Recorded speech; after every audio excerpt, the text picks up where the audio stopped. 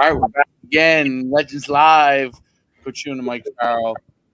We're discussing a topic today that is obviously hot in the marketplace. Uh, everything in college football, and that is the war between Nick Saban, primarily, and Jimbo Fisher. Drag Deion Sanders into that as well in Jackson State, but primarily it goes down to the NIL and transfer portal.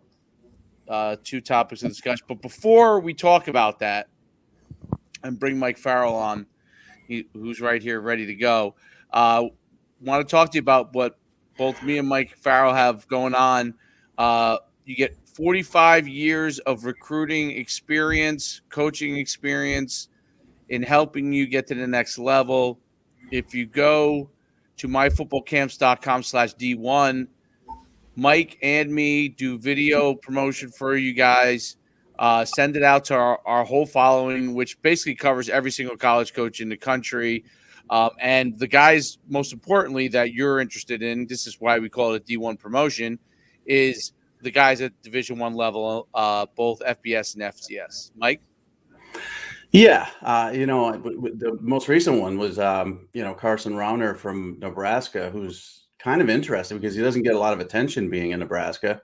Obviously he's known in Omaha, but not known around the country. And, I know you already did your breakdown, and I've watched his film. I'm going to watch it one more time. And this is a kid who just makes a lot of plays on the run. I mean, his offensive line doesn't really do much for him, and he's just scrambling around, but he's got a live arm. He's mobile. He's tough. And, he might be a kid that a few schools have never heard of that's going to get discovered through this process. So it's over 1 million social media followers between us. And I think it's well worth it.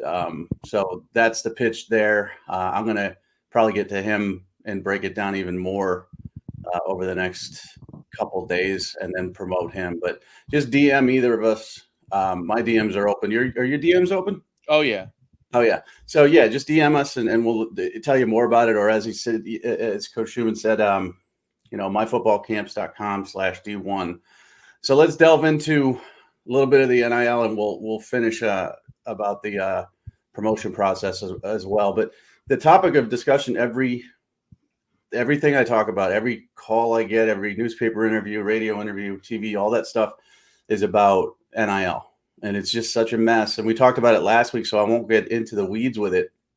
But now you got Jimbo, reacting to Saban's accusation of buying players. And Jimbo came back pretty hard on that. And then Deion gets tinged in there with $1 million to Travis Hunter, which I'd love to see how that occurred. The thing I have a problem with is everybody's making assumptions.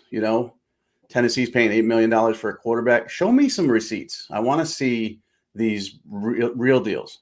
If you're going to accuse people of doing it, and we all know pay for play has been going on forever, but until you have proof, you got to keep your mouth shut. And even the GOAT, Nick Saban, should have kept his mouth shut in this situation. Agreed, 100%. I think, a couple of things I saw that were interesting. Deion Sanders put a couple of videos out that I thought were interesting. And he said that he thought it was more Nick Saban trying to rile up his donors and his boosters to really step their game up. I'm not sure if that is or isn't the case, but I do think, obviously, a part of him that may be part of his strategy. But I think the other part of it is he is a control freak, and that's how you get to where he got to. And this takes away a lot more of everybody's control, right? So the control gets pushed out to the boosters and who has the money. And the people have talked about it, like Texas and Texas A&M booster money is going to be in a different level than a lot of other schools.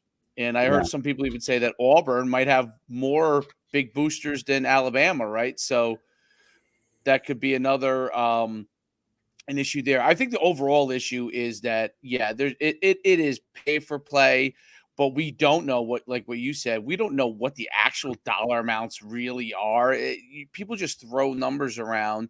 The 8 million one comes to mind with the Tennessee, like, okay, 8 million, like that athlete that was supposedly getting $8 million, it's not like he bought 4 houses after that. You know what I'm saying? So I really like to know how those things are structured. Obviously, people are keeping those things on the wraps. I think that that's part of what NAL, the NCAA, is going to have to look at. Like, we need to have disclosure as to what those numbers are. We need to be able to see some level of transparency, like that we know that this is a receipt is going to X. You know what I mean? So if this person is getting paid, they submit that and say, hey, this is the amount of money. You know, right now, everything's fair game, but submit what that is. This is the amount that's going. So these things are confirmed, because otherwise you get price inflation even too, right? You get player price inflation. One guy could say he's getting $1 million. Meanwhile, he may only be getting 200,000 or 100,000 or a bunch of swag. Right. And you know, the SEC, you know, the other SEC, Security Exchange Commission, you know, everything has to be, you know, it's not paper, but everything has to be out in the open. You know, when you're talking about trading commodities and stocks, and listen, these kids they're commodities, they're stocks, they're free agents, and now they're you know, paid players. So, you know, if you think of them, you know, as a stock or as, you know, somebody that's being compensated as an employee, or even not as an employee, just as a football player, let's see it up front. And again, you know, I'm not looking for a bank account of a kid with a deposit of $8 million. What I'm looking for is the contract, because everything has a contract. Everything is signed, sealed, and delivered. So if this, you know, if Travis Hunter got $1 million from Jackson State, there's paperwork somewhere saying that, and it's not from Jackson State, but who's the booster? What's his connection to the school? And then you can actually get names behind the money rather than just donors. And then people can actually look into it. And I think it's checks and balances for people. If you put your name out there as, I'm the donor that gave Travis Hunter $1 million, you know, a lot of scrutiny is going to come your way.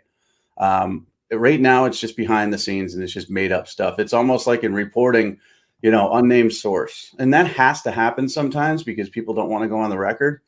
But you can't have that for NIL. So that is one of the things I think they're going to look to do, and make everything go from underground to above ground. I also think if I'm Saban, I'm not worried. I mean, geez, you know, let's say Auburn has better boosters or bigger boosters or whatever, or let's say Ole Miss has, you know, connections to bigger and better boosters in Alabama. That's Alabama's problem. They've won national championships. They're the big bad, you know, wolf in college football. So people need to step up. I'm not sure Saban's worried about that. I have a sneaking suspicion, honestly, that Saban wants to get pissed off about something. He needs that fire to go. What I saw Nick Saban shake hands with Kirby Smart and smile when he lost that national championship game, I was puzzled, because that's not who we are used to seeing. You know, that'd be like Larry Bird high-fiving Bill Laimbeer back in the day. It's just, no. I know he's a protege of yours. I know you brought him along, but you lost. So get pissed. You lost to Jimbo last year. Get pissed. Drop 60 on him if you're angry, but don't publicly accuse people of stuff without proof. Yeah, I think that's a large issue, and I think the only thing so far that NIL has done is given the athletes the freedom to get the money above board, because since nothing is disclosed as to what it is, that's the only difference between what it was before, when it was under the table at certain places, versus now. It's just okay, you can get it, right? But nobody knows exactly who it's coming from or why. You know, there's a few instances and the collective thing is an interesting thing. I don't completely understand. I guess it's just a bunch of boosters putting their money in and giving it to whoever they want to. But yeah, I think the big thing in the transfer portal this week was Jordan Addison, right? I mean, going to USC with an already stacked, and you put it out there yesterday. I called it. It wasn't official until Mike Farrell said it was official, and you put it out there yesterday that, you know, this is already stacked USC wide receiver core that is going to be off the chain. Exactly what Lincoln Riley's looking for. Yeah, and the Addison thing's funny because there's a lot of people that think that he took the visit to Texas to cover up, sort of a prearranged NIL agreement with USC, and he's trying to take the heat off of Lincoln Riley because it was leaked, that he had a deal in place with USC before he even went in the portal. Then he goes in the portal a couple days later, so everybody assumes there's tampering. I can tell you this: he didn't take a visit to Texas to offset that. They're going to look at this no matter what. He could have visited 5 other schools. He ended up at USC. There were rumors of an NIL deal, rumors of $3 million in a house, which I don't believe is true. But they're going to look into this. And that was the interesting part about it. So he either has the deal in place, and that was what Texas couldn't beat, because I know he went down to Texas to put, visit his old coach, Brennan Marion, his wide receiver coach at Pitt, or he just wanted to go to USC and play with Caleb Williams, who's his friend, Lincoln Riley, and his offense. And the problem with NIL now is we don't know. Everybody assumes it's a money grab for the kid. I don't know the kid. I talked to him maybe a couple times in high school, talked to a lot of people who know him, who said he's not that guy. He's not a money grab guy. He's not a, diva. He's not this and that.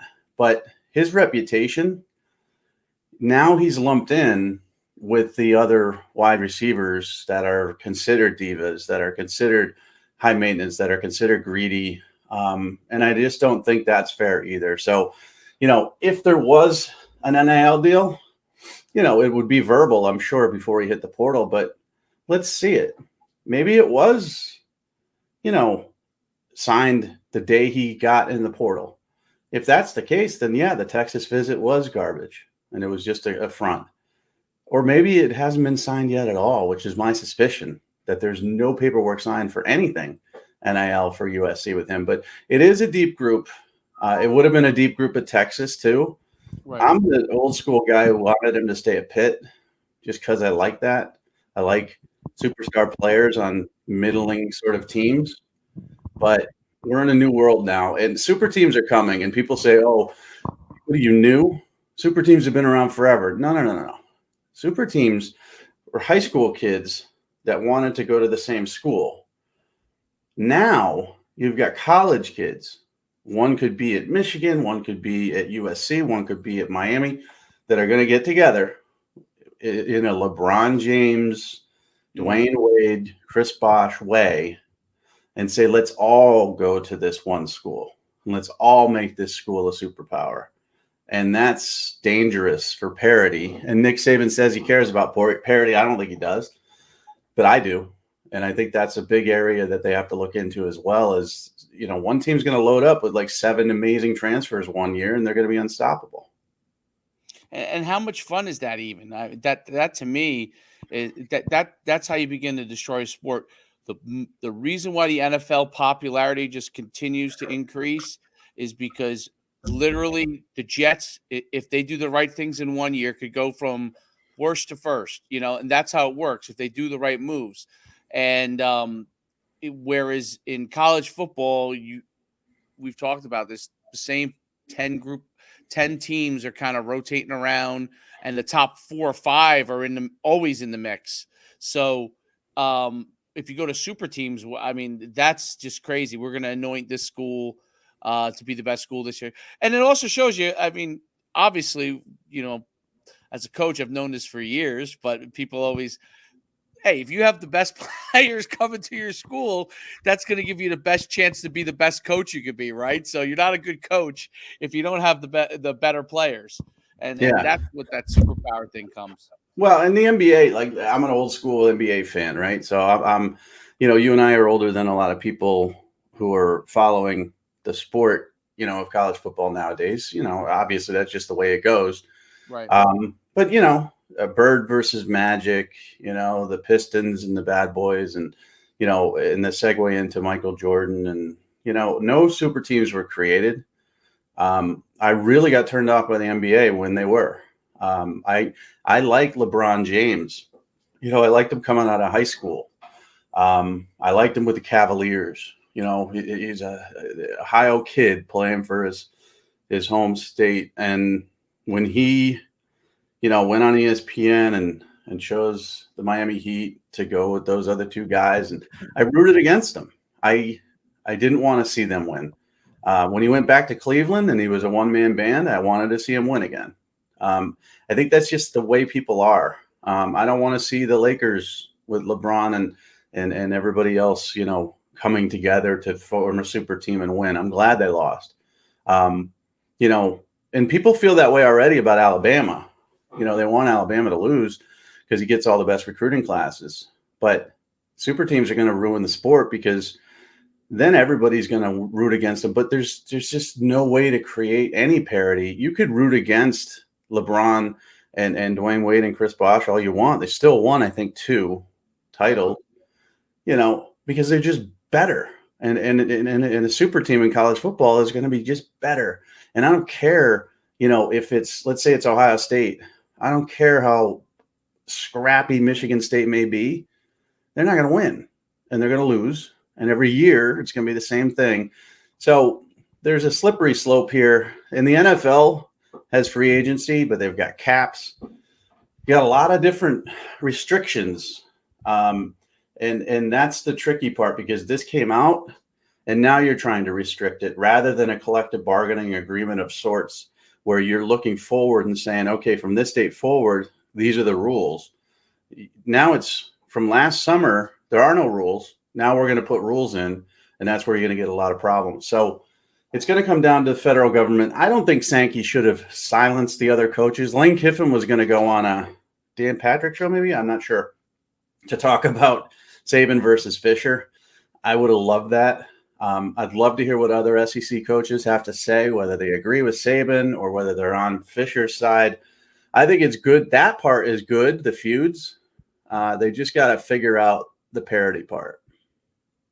Yeah, there's no doubt about it. And I think what you talked about last week, which collective bargaining agreement, which means employee status, which means you have to have a solution for that. If they actually, instead of denying all that in the beginning, when Northwestern started to bring those players, brought the collective bargaining agreement issue for employees, they fought that. And what they got, instead of trying to figure out a solution, right, they fought it. And what they got is NIL. And what they could have got was an employee system with NIL under control, meaning up like what you would have in a regular company, an employee that they make XYZ with a bonus structure, right, which would be some form of NIL, right? So the high performing employees are now getting a bonus structure.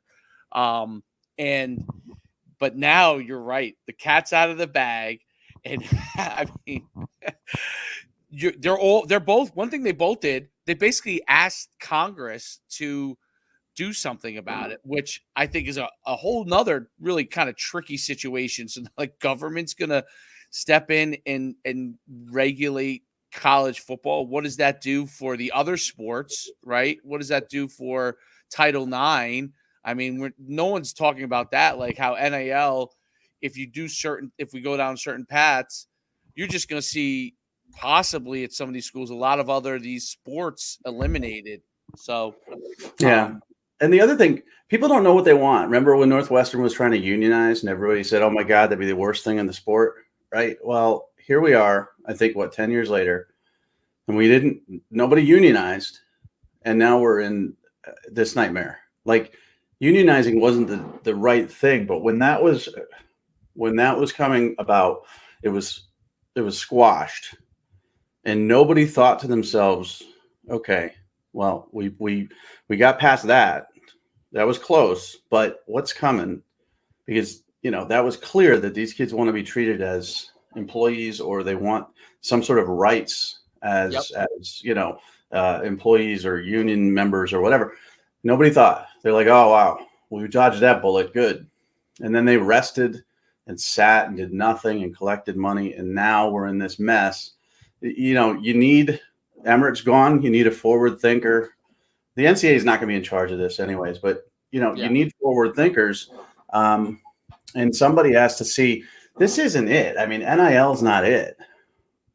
We are just on the cusp of so many different changes to college football. It's like if you look at NFL in the 70s, right? When Super Bowl, wasn't a big thing. The AFL, NFL had to merge. Like 30 years from now, I'll be gone, but this will be a completely different ballgame. So whoever is thinking about it now has to not only think about how do we fix NIL and make it better and keep parity, but how do we do that moving forward 10, 20 years from now as well? That's a key thing, because the planning for the future is going to either make or break this whole entire thing. And the scramble part is what the issue is. I think that you're dead on the Super Bowl analogy, the NFL analogy of where it was 30 years ago. And, obviously we grew up in the 80s and knowing how football was big back then, but you had like two choices, to watch a game. And from New Jersey, it was, you had the Giants and then you had the Jets, and occasionally, there'd be a game of the week, because I'd see the Cowboys. I was a Cowboys fan. And, that's what it was. Literally, that was it. And then obviously ESPN and all the different groups getting involved. And then we already had Monday Night Football, but now you got Thursday Night Football. You got, you got all kinds of crazy Tuesday night, whatever it is. And you have football every single night a week, whether it's college football or NFL.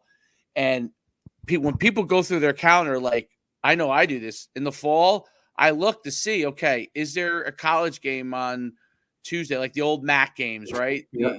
The Tuesday or Wednesday, I can't remember, it was Wednesday night maybe, then Thursday night, then Friday night. Yeah, you have high school football, then Saturday college football, Sunday pro football, Monday pro football, right? So people literally in the fall have a 7-day calendar all around football and want to watch it. And then the last part of what you said, which I think was really important, like I played when I played on scholarship at UConn in the 90s. Okay. You literally could do nothing. Like you could get nothing. You could do nothing. You got your education. And one of the biggest mistake that they made, which was literally 20 years later, is that they thought that same system, which we knew in the 90s was a crazy system. When you like, all the guys on a team were like, okay, can you get, $10 together to go so we could go out and have a Saturday night, like literally pooling your pennies together. You knew back then that this was not a great system. And people say, oh, well, scholarship is scholarship. Yeah. Okay. I say this. Well, this was back in the night. Now you can work, right? And Nick Saban brought that up. They can work. I was at FCS. UConn was FCS back then. Football was a 40-hour work week at FCS. There's no doubt about it. Like we would work out, watch film.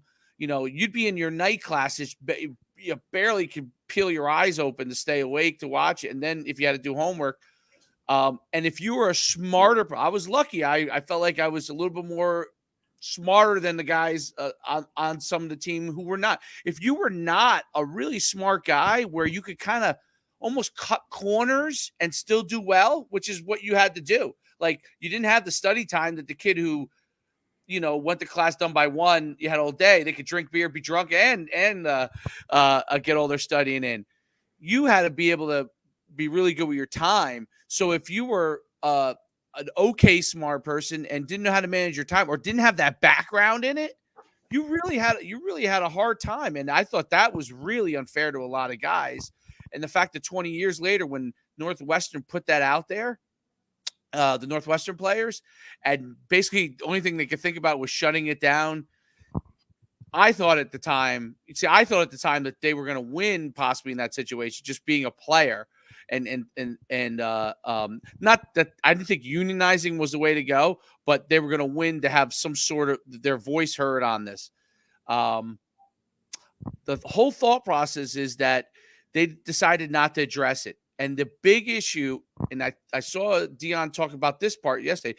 It's pay per view. He calls it pay per view, but it's pay to play, right? So once you put rules back in, I mean, the players are going to rebel. Am I wrong on that? No, I mean they're Can they? They're going to go after the schools, and the schools, I don't know what the schools are going to do, because you can't go after the players because of antitrust. So now that you've allowed players, now that you've allowed Quinn Ewers to earn money at Texas, to take that away from others, unless it's federally mandated, isn't going to go over. They can go after the schools and try to cripple the schools a little bit and have them reel in their boosters. And, and that's part of what Saban doesn't want to do. He doesn't want to babysit. I mean, he's already, they've already got, what was it? There was one situation in Alabama recently, I think, with a Jai Hall, that, no, it was Dalton Kincaid, the kid from Utah, right? So there was a rumor out there that they were targeting him in the portal. And then, because of that targeting, they had Terrell Hatton at Louisville was already rumored. And so everybody was saying Saban was tampering. And it was a booster that actually tampered and reached out to this kid, and it was in Alabama. And that's just one example of somebody going rogue. And that's what he doesn't want. He doesn't want these boosters to go rogue. But he also doesn't want to have to babysit them. And so what the NCAA is going to do is they can't go after players. They're going to go after schools, and the schools are going to have to babysit their boosters. And not only do you have to monitor the transfer portal, not only do you have to deal with NIL and kids coming on a visit saying how much you got for me, which is annoying, obviously, to coaches. Now you got to babysit your boosters too, and it just becomes too much. And Saban just wants to coach football, and he doesn't like people cutting corners, and he thinks Jimbo's cutting corners. And, there's a whole past thing there. And Jimbo's saying, I've worked with this guy, he's not an angel. Well, okay. So Saban, where's your proof? And Fisher, if you have dirt on him, release it. Otherwise, both of you shut up. But it's kind of fun for me because I like it, because Right, sure. there's no college football to talk about. Now we got two millionaires. And then there's fans crapping on Jordan Addison, saying he's in for a money grab. So Jordan Addison does what's right for him. Let's say you're a kid, and all of a sudden they come up with these rules where you can go to any school you want without penalty, and you can make millions of dollars. But Jordan Addison should stay at Pitt out of loyalty. Meanwhile, these coaches that are making $10 million a year are jabbing at each other and whining about NIL. So how's the kid a bad kid? It's just – the whole thing's a nightmare. And listen, his offensive coordinator and his wide receiver coach both left. They didn't have to sit out. They both got more money. Whipple's making more money in Nebraska. Marion's making more money at Texas. So why does Jordan Addison have to sit? But that's not what Saban wants. That's not what they don't want the players to have the control and power. So it's a mess. I like the arguments. I like the pettiness. It's fun. I don't know what the solution is. That's not my problem. I'm not getting paid big bucks to solve it. I'm freaking moving. When's the last time you moved? I moved 4 years ago. It's hell. Yeah. Hell on earth. How far are you moving to where? Not far. 30 minutes, but everything, downsizing and everything in my house, it's a nightmare. So that's my focus. These $10 million a year coaches and the little problems don't bother me at all. The greatest reality show of all time is sports. Yeah. No, it's always fun. It never stops. And back to, speaking of, you mentioned scrambling and the NCAA trying to scramble. I've been watching a little bit of Carson Rauner while we've been on TV. Oh, he's running. He's good. He's very good. And I don't want to call out his offensive line, but my goodness, dude, keep the kid upright for a second. But he is good. I mean, I have to look a few more times. He's got a little bit of a sidearm whip delivery, and there's, things that need work on, like every quarterback. I mean, Trevor Lawrence needed stuff to work on as a sophomore. And I'm not saying this kid's Trevor Lawrence, but there's talent and ability here that I don't think anybody knows about. And he's a 2024, which is good as well. So we do have the program where promotion at a young age, not sixth grade, not 4-year-olds, but, a few years before you blossom is always helpful. And then a kid like this, who is 2024, everybody's talking about the Arch Mannings and Malachi Nelsons of the world. and this kid might be a solution for somebody. So sign up for that. It's myfootballcamps.com/division D1. Sorry. It's pinned on the top of my Twitter. I'm sure we're just going to keep promoting it. Just DM us with interest. And I got to go back to hell. Before I got in here, I was trying to cancel my cable, right? And so cable's not offered. The same cable carrier is not offered where I'm moving. It took me 45 minutes to cancel cable. Yeah, because they wanted me to, sign up for their streaming service, or they wanted to talk me out of moving. It's like, listen, I know you're losing business, right? But just cancel my freaking cable. Should be a button where you're charging me $1 billion, and let me go. And then now I got to return. Obviously, I got to return the cable boxes and all this other stuff. It's just one cancellation, 45 minutes, and I got to do that for like 58 things. So that'll be my focus of the day. But sign up for the program, and we'll do this again next Monday. Well, I'll be in a new home with a new backdrop. Oh, new backdrop. Well, that'll be exciting. Well, it'll be nothing. Look at my backdrop now. It's like everything's gone. So it'll be a new backdrop. It'll be nothing also, because it's going to take me a month to. Who are the guys that you have up top there?